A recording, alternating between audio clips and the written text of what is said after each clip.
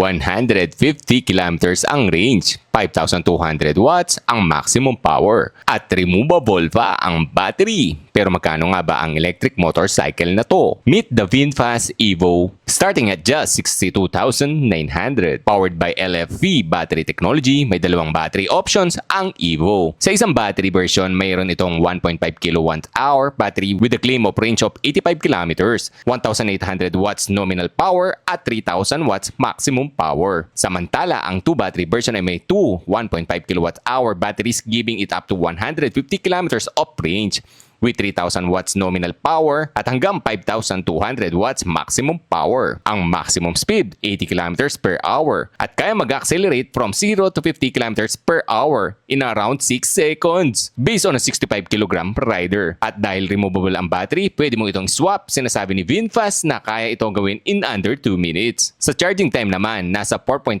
hours ang isang baterya, habang nasa 9 hours naman ang 2 battery version. May IP67 water protection din with protection against water exposure up to 0.5 meters for 30 minutes. Sa braking system, may front disc brake at rear drum brake. Sa features naman, meron itong full LED lighting with LED projector headlights, 4.inch LED color digital dashboard, hydraulic dampers para sa shock absorption, at spacious footrest para sa mas komportable na riding position o mas kilalang gulay board. Compact din ang dimension nito with 1,850mm length, 675mm width, at 1,295mm wheelbase. At para sa rider height, ang seat height nito ay 770mm habang ang vehicle weight naman ay 88.5 kilograms. Napakagaan para sa beginner rider. May 4 years or 60,000 km standard warranty plus a complimentary additional 2 years of 12,000 km. Kaya maaring umabot sa 6 years o 72,000 km total warranty coverage. So kung gusto mo ng mas mahabang range at mas mataas na performance, nandyan ang 2 battery version.